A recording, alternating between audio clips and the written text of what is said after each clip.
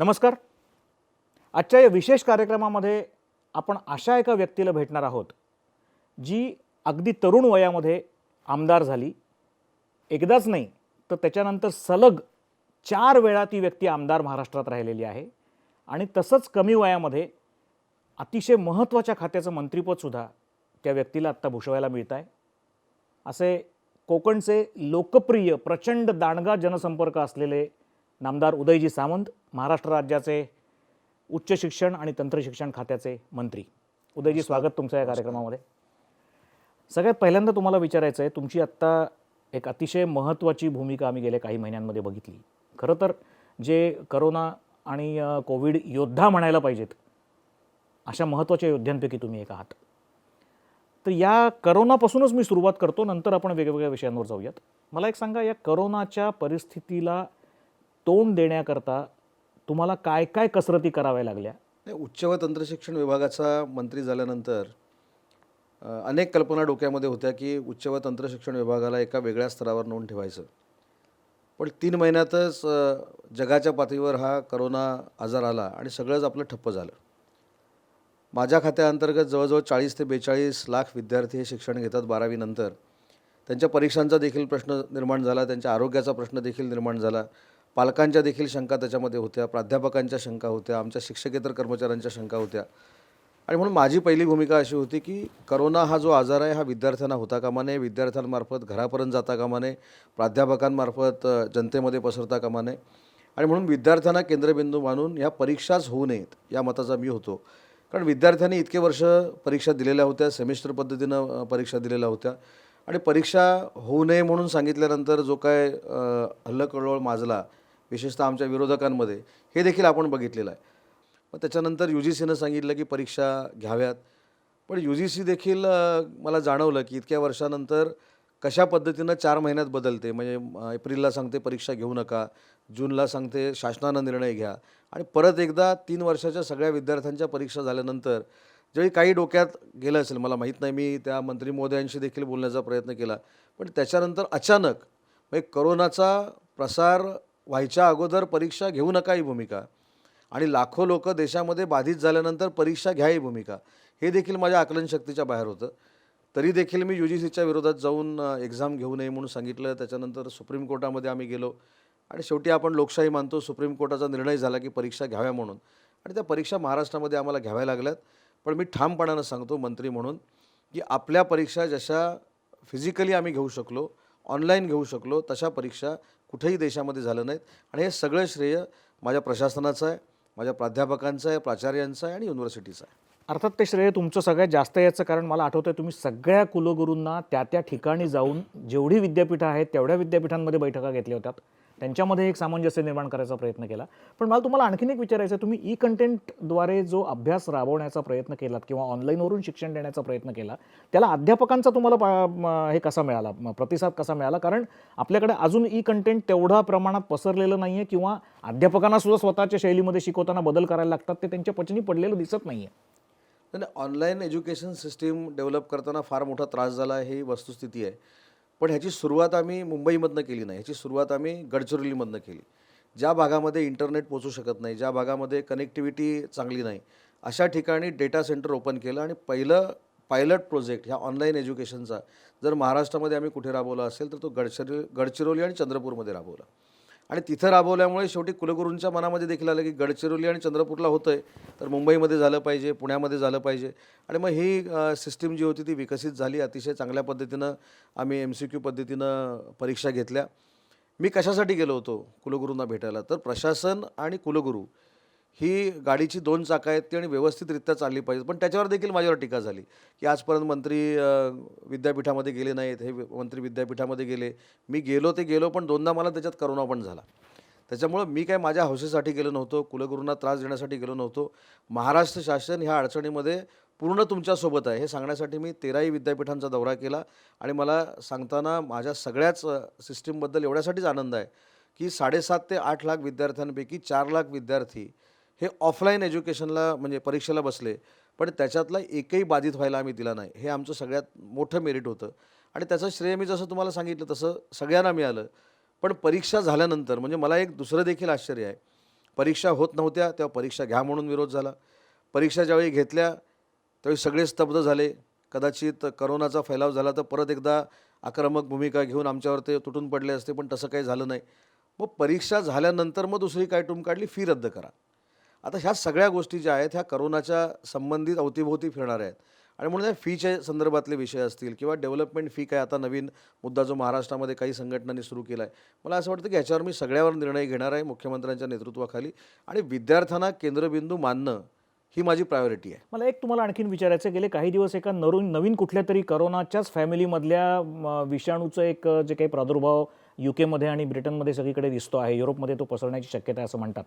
या आत्तापर्यंतच्या सगळ्या अनुभवातून तुम्ही अशी काही यंत्रणा उभी करण्यात यशस्वी झाला आहे का, की याच्यानंतर असं कुठलंही जरी संकट आलं तरी त्याला शिक्षण न थांबवता आपल्याला घरात बसून तोंड देता येईल? नाही, मला आपल्यामार्फत एक सांगताना महत्त्वाची बाब एक सांगितली पाहिजे की काही गोष्टींचा गाजावाजा फार मोठ्या पद्धतीने केला जातो, पण मुंबई युनिव्हर्सिटी असेल, पुणा युनिव्हर्सिटी असेल, अन्य युनिव्हर्सिटी असतील, ह्याच्यातल्या ऑनलाईन एज्युकेशनवर मुलं शिकतायत देखील, चांगल्या पद्धतीनं अभ्यास देखील करतायत, त्यांच्या एक्झाम देखील झाल्या. फक्त जी अडचण आमच्यासमोर आहे ती प्रॅक्टिकल्सची आहे. फिजिकली जाऊन जी प्रॅक्टिकल्स करायला लागतात त्याच्यामध्ये आम्हाला फार अडचण येते.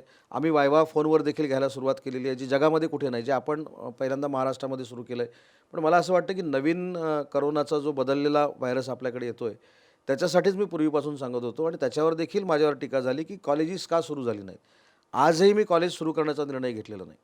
मी काल देखील विधानसभेमध्ये सांगितलं की मी कॉलेजेस लवकरात लवकर सुरू करण्याचा निर्णय घेणार आहे, पण तो मी डिझास्टर मॅनेजमेंट अथॉरिटीच्या मीटिंगमध्ये जाऊन घेणार आहे.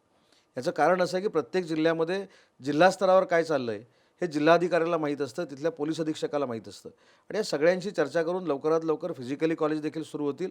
परंतु व्हायरस येऊ नये किंवा सगळं वॅक्सिन येऊन सगळं शांत व्हावं हीच प्रत्येकाची इच्छा आहे.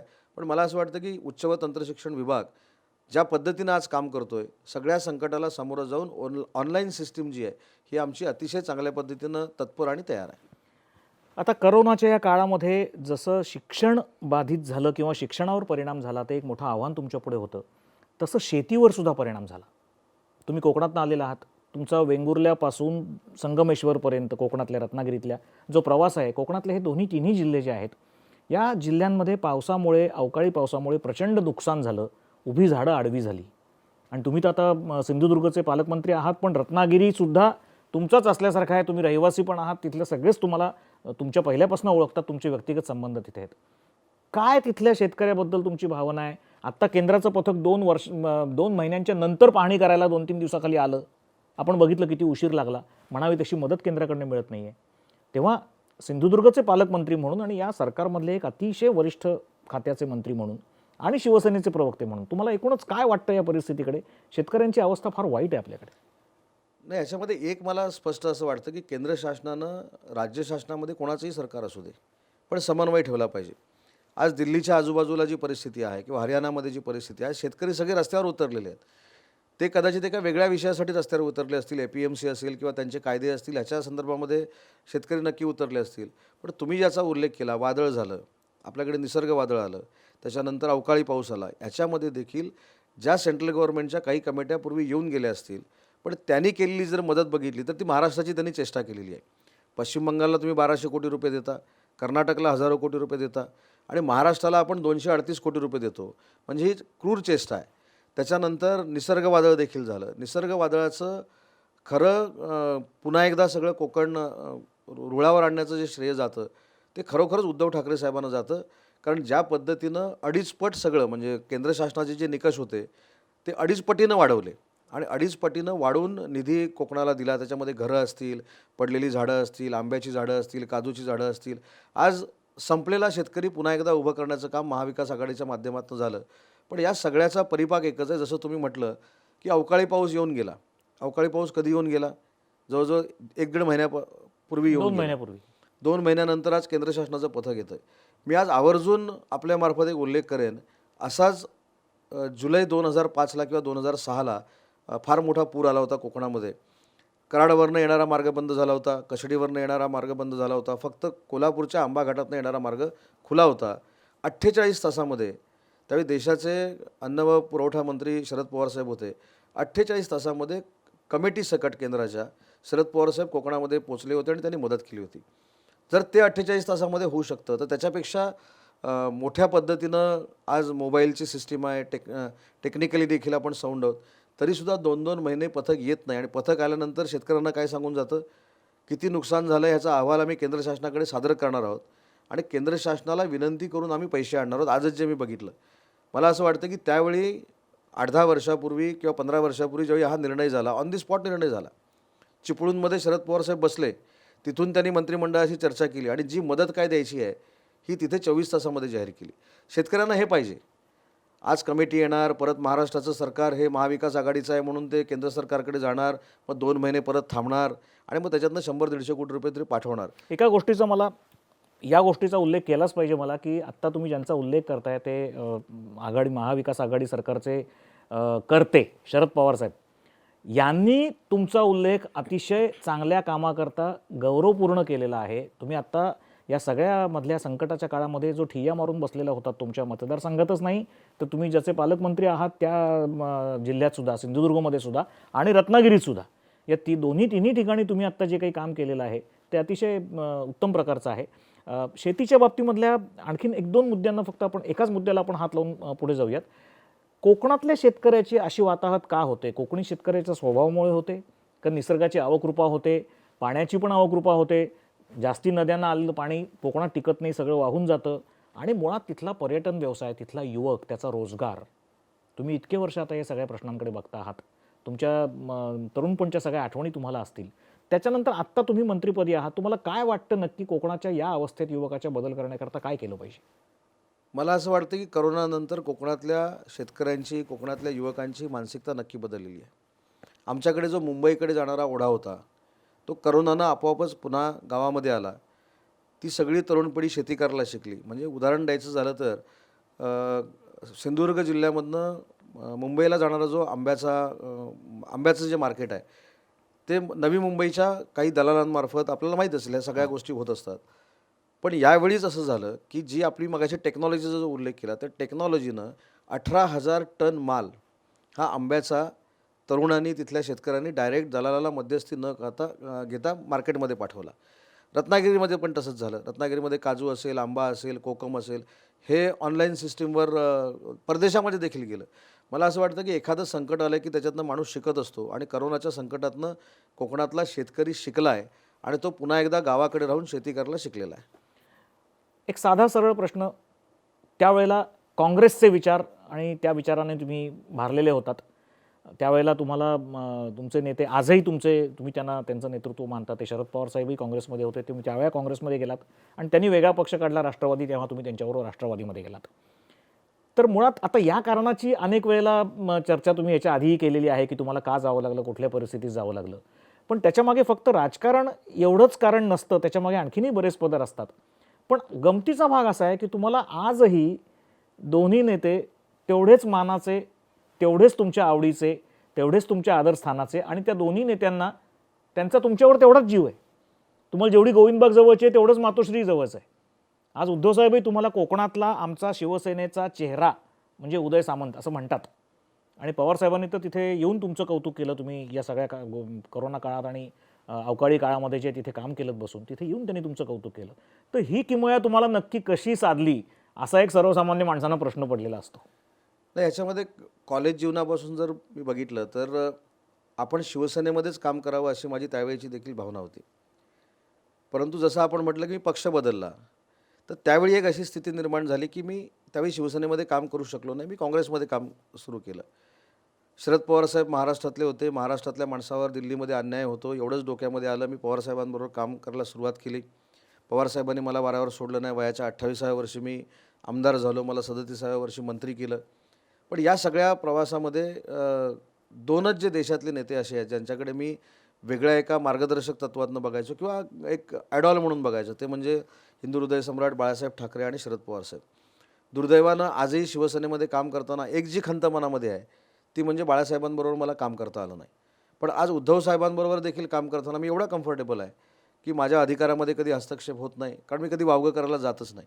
त्याच्यामुळे पवारसाहेबांकडे मी 20 वर्ष शिकलो प्रशासन कसं चालवायचं, कशा पद्धतीनं लोकांबरोबर डायलॉग ठेवायचा, कशा पद्धतीनं लोकांमध्ये मिक्स व्हायचं, लोकांच्या कुठच्या अडीअडचणीला तिथं जायचं, प्रसिद्ध माध्यमापासून किती लांब राहायचं, किती जवळ जायचं, हे सगळं मी शरद पवार साहेबांकडे थोडं थोडं बघत शिकत आलो. काही स्थानिक अडचणीमुळं, जसं मी शिवसेनेमध्ये स्थानिक अडचणीमुळं काम करू शकलो नाही, काँग्रेसमध्ये काम केलं, तसंच स्थानिक अडचणीमुळं मला राष्ट्रवादीमध्ये राहता आलं नाही. मी त्यावेळी सांगितलं प्रेस कॉन्फरन्समध्ये की शरद पवार साहेब हे माझे मार्गदर्शक आहेत. शरद पवार साहेबांनी प्रॉडक्ट तयार केलेला आहे. मी रेडीमेड शिवसेनेमध्ये जातो आहे. अजितदादांचा तर प्रश्नच येत नाही. त्यांनी मला प्रशासनामध्ये ताकद दिली, आज देखील ताकद देत आहेत. पण शिवसेनेमध्ये आल्यानंतर उद्धव साहेबांनी देखील ज्या पद्धतीनं मला सांभाळलं किंवा ताकद दिली, हे देखील कौतुकास्पद आहे. कारण 7 वर्षांपूर्वी आलेला माणूस, त्याला उपनेता बनवलं जातं, त्याला प्रवक्ता बनवलं जातं, त्याला कॅबिनेट मंत्री बनवलं जातं, मुंबईसारख्या ठिकाणी असलेल्या म्हाडाचं अध्यक्ष बनवलं जातं. हे क्वचितच पक्षामध्ये होतं आणि म्हणून दोन्ही आणि ठिकाणी मला राज्यमंत्रीपदी सुद्धा 7 ते 8 खात्यांचा कार्यभार त्यावेळी 8 तुमच्याकडे होता. खाती माझ्याकडे होती आणि म्हणून दोन्ही नेत्यांना मी माझ्या राजकीय जीवनामध्ये विसरू शकत नाही. पण आज शिवसेना म्हणून काम करत असताना एक समाधान मात्र नक्कीच आहे की राष्ट्रवादीतनं मी बाहेर पडलो, शिवसेनेमध्ये आलो, शिवसेनेतनं आता कुठं जाण्याचा प्रश्नच येत नाही. त्याच्यामुळं शिवसेनेमध्ये देखील काम करत असताना महाविकास आघाडी म्हणून शरद पवार साहेबांचं देखील मार्गदर्शन मिळतं आहे. आणि दुसरं भाग्य आहे की ठाकरे कुटुंबातली एखादी व्यक्ती मुख्यमंत्री झाल्यानंतर म्हणजे उद्धव साहेबांच्या मंत्रिमंडळामध्ये त्यांचा सहकारी मंत्री म्हणून काम करण्याचं भाग्य माझ्या नशिबी आलेलं आहे. आणखीन एक गमतीशीर प्रश्न तुम्हाला विचारायचा आहे. कोकणी माणूस हा फार खट्याळ असतो, तो खट पण असतो. हा मतदारसंघ कधीच सलग 2 वर्ष एका माणसाला निवडून देत नाही, असा त्याचा आजपर्यंत इतिहास आहे. मला वाटतं तुमचं एकमेव उदाहरण असं आहे 2004, 2009, 2014, 2019, म्हणजे पहिल्यांदा मला वाटतं 4500 मतांच्या फरकाने तुम्ही निवडून आलात आणि तो प्रवास 90,000 मतांपर्यंत गेलेला आहे. अशी काय जादू तुम्ही त्या मतदारसंघात केली आहे? आणि ही जादू तिथल्या मतदारांची आहे. मला आठवतं की मी ज्यावेळी पहिल्यांदा उभं राहिलो तर माझ्या विरोधकांनी प्रचार केला की हा बॅट बॉल घेऊन खेळणारा पोर हा काय राजकारणामध्ये येऊ शकत नाही. पण त्यावेळी देखील मी सिक्सर मारला. नंतर 9,000 जिंकलो, 40,000 जिंकलो, त्याच्यानंतर 90,000 जिंकलो. मी कधी कधी विनोदानं असं सांगतो आणि त्याचं पण युतीमध्ये मागच्या वेळी भांडवल काही लोकांनी केलं होतं. ज्यावेळी आम्ही स्वतंत्र लढलो शिवसेना आणि भाजप, त्यावेळी मी शिवसेनेमध्ये आलो आणि तुम्हाला आठवत असेल की महाराष्ट्रातली नरेंद्र मोदी साहेबांची शेवटची सभा ही माझ्या मतदारसंघामध्ये झाली. आणि त्यांचं प्रत्येक ठिकाणी एक भाषणातलं वाक्य असायचं की मी जिथे सभा घेतो त्याला मी पाडतो. पण ठीक आहे, ती सभा झाली, त्यांनी ते वाक्य वापरलं. पण नरेंद्र मोदी साहेब येऊन देखील मी पडलो नाही, ह्याचा मात्र गाजावाजा मी मोठ्या पद्धतीनं विरोधक म्हणून केलेला होता. पण त्याची अडचण कधी मला झाली, परत जेव्हा भाजप शिवसेना युती झाली आणि आम्ही युतीनं लढायला गेलो, तेव्हा प्रत्येक वाडीवाडीमध्ये हीच भाजपची माणसं जाऊन सांगायची की तो मोदी साहेबांबद्दल असं बोलला होता. पण असं होऊनसुद्धा मी 90,000पर्यंतचा टप्पा गाठला. हा चमत्कार मतदारांचा आहे, मतदारांचा असलेला विश्वास आहे, मतदारांनी टाकलेला विश्वास आहे आणि माझा असलेला संपर्क आहे. तुम्ही सत्ताधारी आणि तेही मुख्यमंत्र्यांच्या पक्षाचे प्रवक्ते आहात, म्हणजे तुम्ही जे बोलता ती पक्षाची भूमिका असते. मला सांगा, गेले काही दिवसामध्ये आरक्षणाचा वाद प्रचंड चिघळलेला आहे. आधीच्या सरकारांनी आश्वासनं दिलेली आहेत. ओबीसी आरक्षण आपल्यातलं काढून द्यायला तयार नाही, मराठ्यांचं आरक्षण मिळालंच पाहिजे अशी सगळ्यांची भूमिका आहे. कोर्टाच्या निकालावर सगळ्या गोष्टी अवलंबून असतात. असं असताना सत्ताधारी पक्षाचे प्रवक्ते म्हणून तुम्ही या प्रश्नाकडे कसं बघता? आणि त्या सत्तेतला एक भाग, एका महत्त्वाच्या मुलांच्या भविष्याचा प्रश्न, की ज्या आरक्षणांवर अनेक प्रवेश अवलंबून असतात, अनेक नोकऱ्या अवलंबून असतात, तुम्ही या प्रश्नाकडे कसं बघता? आरक्षणाचा मुद्दा हा याच वर्षी ऐरणीवर आला याच्यातला भाग नाही. ज्यावेळी भाजप शिवसेनेची युती होती त्यावेळीच शिवसेनेचे देखील अनेक सदस्य हे त्या कमिटीवर होते. त्याच्यानंतर त्या आरक्षणाचा निर्णय झाला. मी एक आठवण करून देतो की आज सुप्रीम कोर्टामध्ये न्यायासाठी आपण लढतो आहे. आम्ही सगळे मराठा समाजाबरोबर आहोत. आरक्षण मिळण्यासाठी जे जे काही करावं लागेल ते आम्ही कोर्टामध्ये करणार आहोत, ही भूमिका मुख्यमंत्र्यांनी देखील सांगितली. पण ज्यावेळी हायकोर्टामध्ये विषय होता आणि असंच मराठा आरक्षणाबाबत काही आंदोलनं होत होती, त्यावेळी पूर्वीच्या मुख्यमंत्र्यांचं असं एक वाक्य होतं की आता माझ्या हातात काही राहिलेलं नाही, हायकोर्ट जे सांगेल तेच मला करावं लागेल, आणि ते सगळीकडे प्रसिद्ध देखील झालेलं आहे. परंतु त्यावेळी त्यांची ती भूमिका होती. आज सुप्रीम कोर्टामध्ये गेल्यानंतर ते असं सांगतात की सरकारमुळे होतं आहे. आता काही वकील सांगतायत की कोणी कोणाला मांडायला सांगितलं नाही किंवा मला माजी मुख्यमंत्र्यांनी सांगितलं की बाजू मांडू नको, हा वादातीत मुद्दा झाला. पण मला असं वाटतं की मराठा आरक्षणाकडे सगळ्यांनी डोळस पद्धतीनं सकारात्मक बघितलं पाहिजे आणि सांघिकपणानं बघितलं पाहिजे.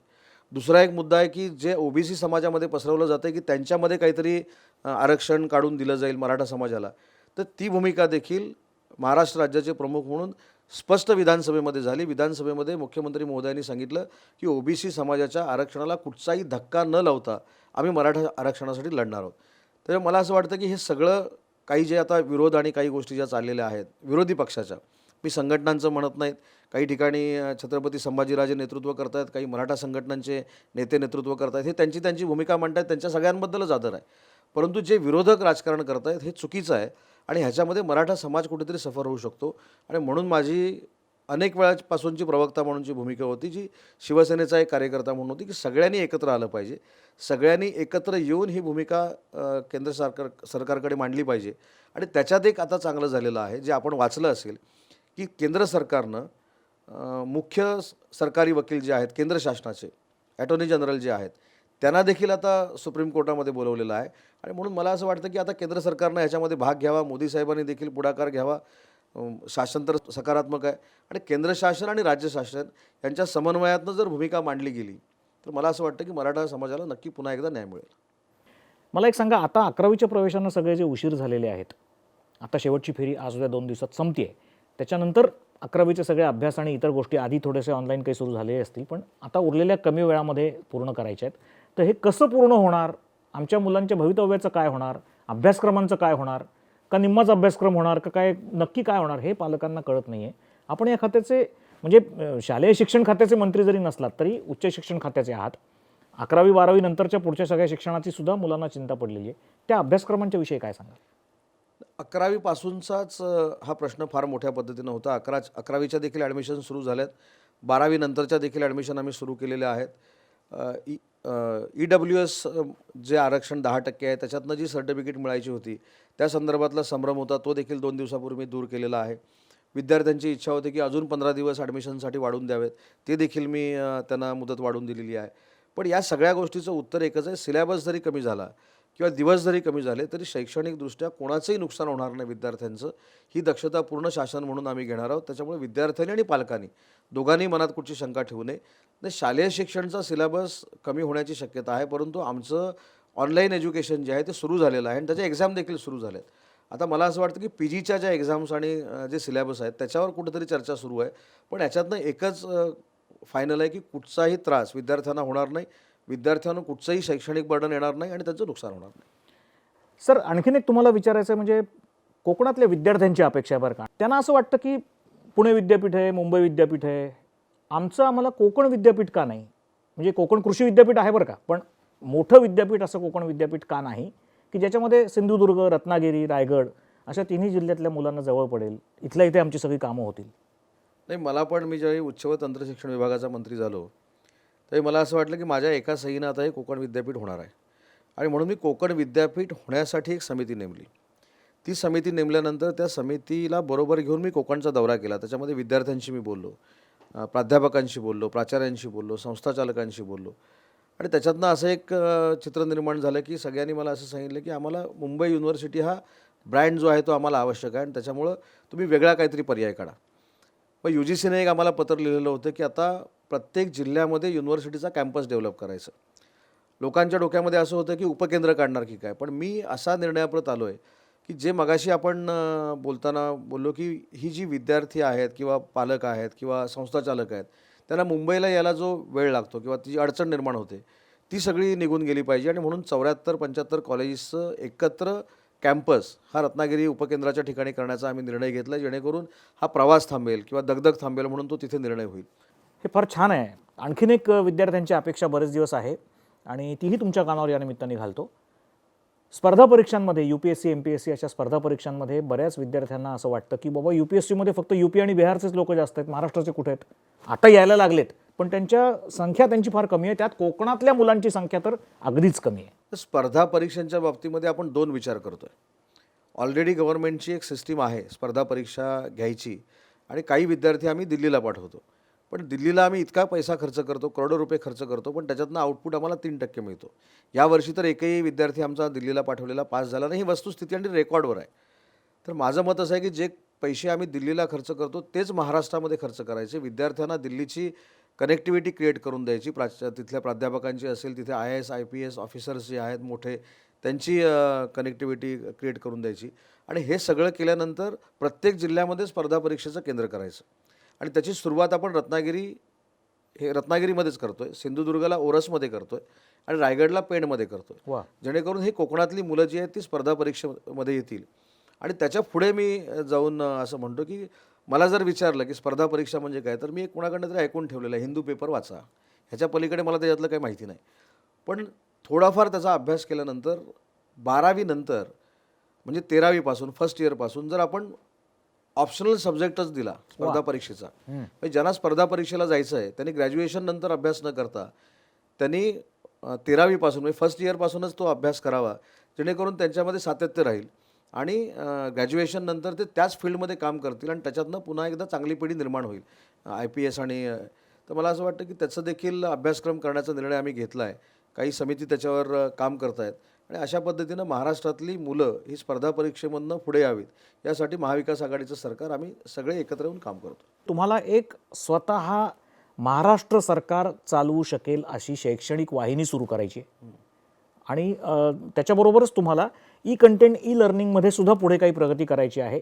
या दोन्ही गोष्टी एकत्र आणून काही करता येईल का हा विचार डोक्यात आहे. आणि आणखीन एक दुसरा विचार तुमच्या डोक्यात जो आहे तोही आम्हाला त्याच्याविषयी जाणून घ्यायला आवडेल की MPSC हे जसं सनदी राज्य सरकारी अधिकाऱ्यांचं निवड केंद्र किंवा ती निवड प्रक्रिया असते, तशा प्रकारची इतर पोस्ट करता सुद्धा एक कॉमन काहीतरी यंत्रणा असावी असा एक आयोग तुमच्या मनात आहे. हे काय आहे नक्की? 2 गोष्टी ह्या महत्त्वाच्या आहेत. एक पहिली गोष्ट म्हणजे तुम्ही जर आता पुण्याला गेला तर पुण्याला आपण एक फार मोठा स्टुडिओ उभा करतो आहे, ज्याच्यातनं व्हर्च्युअल क्लासरूमचे जो कन्सेप्ट उद्धव ठाकरे साहेबांचा आहे तो पुणा युनिव्हर्सिटीमध्ये जाईल. मी मगाशी तुम्हाला म्हटलं गडचिरोलीमध्ये आपण सुरू केला आहे. मुंबईमध्ये देखील आपण एक फार मोठा स्टुडिओ उभा करतो की ज्याच्यातनं ही यंत्रणा आपल्याला राबवता येईल.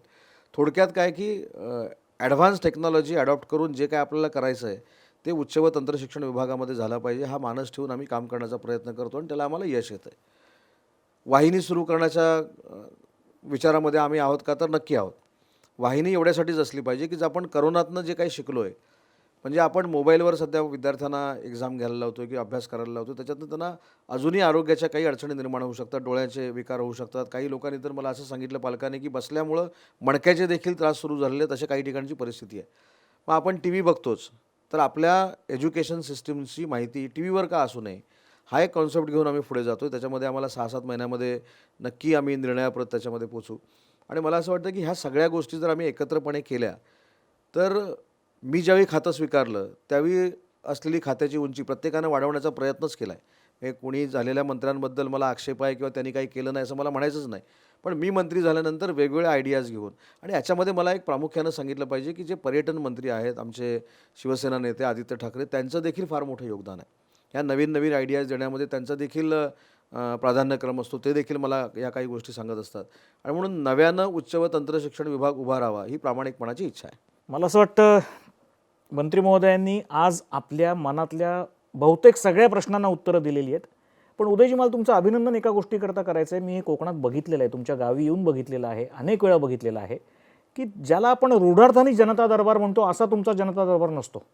तुमची त्या प्रत्येक गावातल्या प्रत्येक माणसाशी काहीतरी नाळ जोडलेली आहे. तुम्ही त्यांना नावाने ओळखता, तुमचे प्रश्न त्यांचे प्रश्न तुम्हाला माहिती आहेत, त्यांनी तुम्हाला खूप लहानपणापासून त्यांच्या 3-3 पिढ्यांनी बघितलेलं असतं.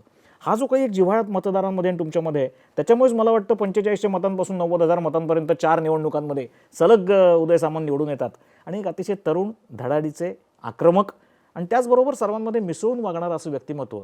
रूढार्थाने ज्याला आपण नेते, मंत्री, लाल दिव्याची गाडी उडवत जाणारे असे नाहीत, तर जमिनीवर पाय असणारं असं व्यक्तिमत्व म्हणून आपण उदय सामंतांना ओळखतो. उदयजी, आपण आज आमच्या सगळ्या प्रश्नांना उत्तरं दिलीत.